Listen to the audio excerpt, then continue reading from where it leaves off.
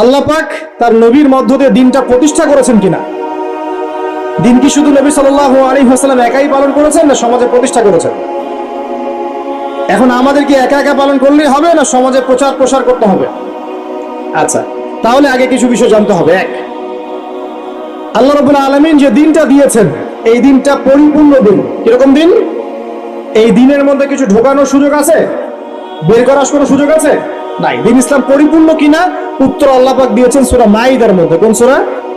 সূরা মাইদা 3 নম্বর আয়াত। আল্লাহ পাক বলছেন, এই আয়াতগুলো বাসায় পড়ে দেখবেন। আল্লাহ পাক বলছেন, আল ইয়াউমা আকমালতু লাকুম দীনাকুম, আজকে আমি তোমাদের জন্য দ্বীন ইসলামকে পরিপূর্ণ করে দিলাম। ওয়া আতমামতু আলাইকুম নি'মাতি, তোমাদের উপর আমার নিয়ামতকে পূর্ণতা দান করলাম। ওয়া রাদিতু লাকুমুল ইসলাম দীনান, তোমাদের উপর দ্বীন ইসলামকে মনোনীত করে আমি আল্লাহ সন্তুষ্ট হয়ে গেলাম। বলি সুবহানাল্লাহ। তার মানে আল্লাহ পাক দ্বীন ইসলামকে পরিপূর্ণ করেছেন। কিছু ঢোকাতে পারবো? কিছু বের করতে পারবো? পারবো না। এবার আসেন, এই পরিপূর্ণ দ্বীন ইসলাম ছাড়া অন্য কোনো দিন আল্লাহ গ্রহণ করবেন কিনা? উত্তর সূরা আলে ইমরান আয়াত নম্বর 85। আল্লাহ পাক বলছেন, আল্লাহ রাব্বুল আলামিন বলছেন, ওয়া মান ইয়াবতাগি গায়রাল ইসলামি দীনান ফালা ইউকবালা মিন, কেউ যদি ইসলাম ছাড়া অন্য কোনো দিন বা জীবন ব্যবস্থা তালাশ করে, তার কাছে কোশ্চিন কালেও এটা কবুল করা হবে না। তার মানে ইসলাম ছাড়া অন্য কোনো দিন যদি কেউ চর্চা করি, আল্লাহর কাছে কোশ্চিন কালেও সেটা গ্রহণযোগ্য হবে না। আর এই ইসলাম আল্লাহর কাছে একমাত্র গ্রহণযোগ্য দিন, যেটা আল্লাহ পাক বলছেন সূরা আলে ইমরানের 19 নম্বর আয়াত। আল্লাহ পাক বলছেন, ইন্না দীনা ইনদাল্লাহিল ইসলাম, আল্লাহর কাছে একমাত্র গ্রহণযোগ্য দিন কি? ইসলাম। এবার আসেন সূরা সফে চলে যায়। কোরআনের একটা আয়াত কিন্তু একটা আয়াতের সাথে কানেক্টেড, মানে আয়াতগুলো মিলাতে পারলে আপনি পথ খুঁজে পাবেন, ঠিক যেমন আকাশের তারাগুলো মেলালে আপনি রাস্তা খুঁজে পান। এই জন্য কোরআনের আয়াতগুলোকে আকাশের তারার সাথে তুলনা করা হচ্ছে। ফালা উকসিমু বিমাওয়াকিন নুজুম ওয়া ইন্নাহু লাকাসামুন লাউ তা'লামুনা আযীম ইন্নাহু লাকুরআনুন কারীম ফি কিতাবিন মাকনুন। এই সূরা আছে না, সূরা ওয়াকিয়ার মধ্যে আল্লাহ পাক তারাগুলোর অবস্থান স্থলের কসম খেয়েছেন, খেয়ে বলছেন কোরআন একটা মহিমান্বিত কিতাব, লা ইয়ামাসসুহু ইল্লাল মুতাহহারুন, পবিত্র সত্তা ছাড়া কেউ সেটা গ্রহণ স্পর্শ করতে পারে না। তানজিলুম মির রাব্বিল আলামিন, এটা আল্লাহ পাকের পক্ষ থেকে নাজিল হয়েছে। তো কোরআনের আয়াতগুলো কিন্তু একটার সাথে কানেক্টেড। তো এটাই বলছিলাম যে ইসলাম পরিপূর্ণ দিন, এটাই আল্লাহর কাছে একমাত্র গ্রহণযোগ্য দিন। এর বাইরে কোনো দিন তালাশ করলে কবুল করা হবে না। আর ইসলাম শুধু ব্যক্তি জীবনে পালন করার জন্য আসে নাই, বরং পুরো জীবনের সমস্ত ক্ষেত্রে পালন করার জন্য এসেছে। কোথায় দলিল? সূরা আলে ইমরান আয়াত নাম্বার 102। কত নম্বর আয়াত? আল্লাহ পাক বলছেন, ইয়া আইয়ুহাল্লাযীনা আমানু, হে মুমিনগণ, আমাদেরকে বলছেন হে মুমিনগণ, ইত্তাকুল্লাহ, তোমরা আল্লাহকে ভয় করো। কাকে ভয় করো?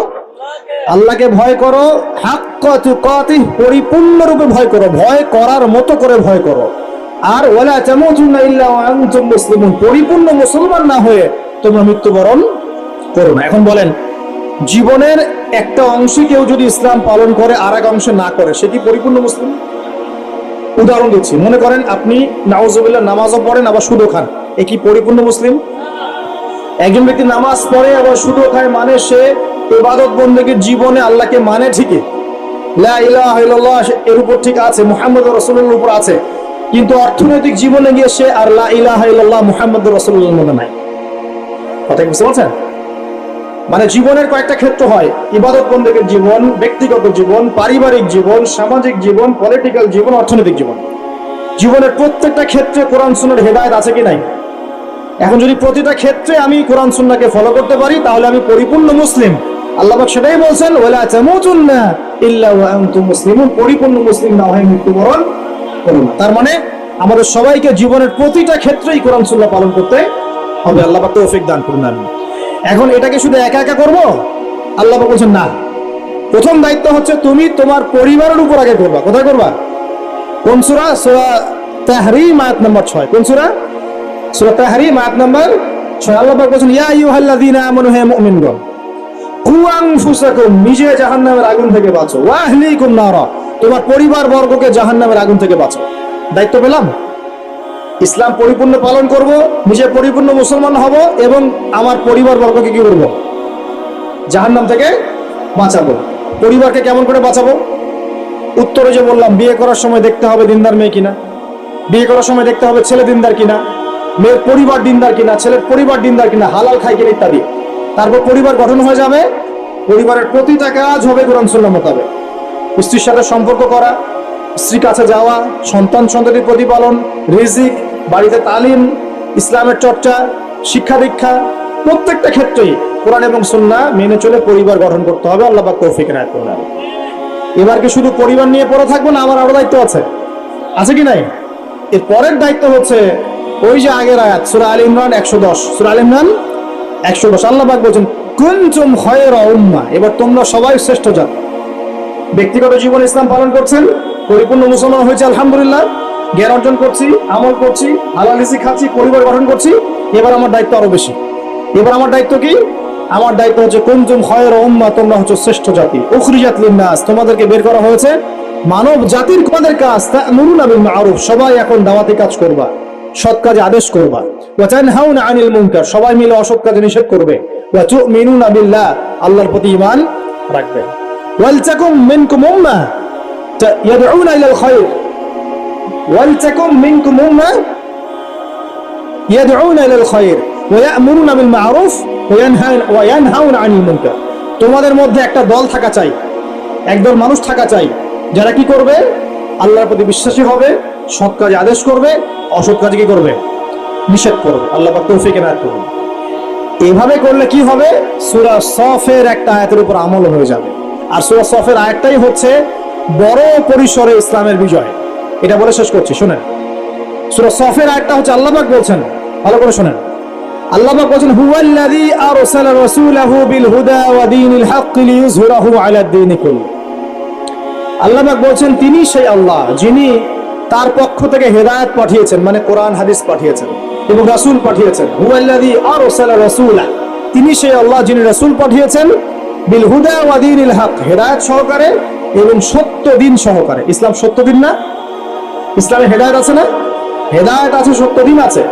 তিনি সে আল্লাহ যিনি রাসূল পাঠিয়েছেন হেদায়েত সহকারে, সত্য দিন সহকারে। কি উদ্দেশ্যে? লিইয়ুযহিরাহু আলা দ্বীনি কুল্লি, যাতে করে ইসলাম অন্য সমস্ত দিনের উপর বিজয় লাভ করতে পারে। ইসলাম কি পরাজিত হওয়ার জন্য এসেছে? ইসলাম বিজয় লাভ করবে কখন? যখন আপনি নামাজ কায়েম করতে পারবেন, যখন আপনি যাকাত কায়েম করতে পারবেন, যখন আপনি আল্লাহর জমিনে আল্লাহর দ্বীনটা প্রতিষ্ঠা করতে পারবেন, তখন। এখন কি আমরা নামাজ কায়েম করতে পারি? নামাজের দাওয়াত দিতে পারি। নামাজ আমি দাওয়াত দিচ্ছি আপনাকে, আমি কিন্তু কায়েম করতে পারছি না। নামাজ কায়েম মানে বালেগ হয়েছে, নামাজ পড়ে না, ব্যাস ওর বিরুদ্ধে অ্যাকশন নেওয়া যাবে, এর নাম নামাজ কায়েম।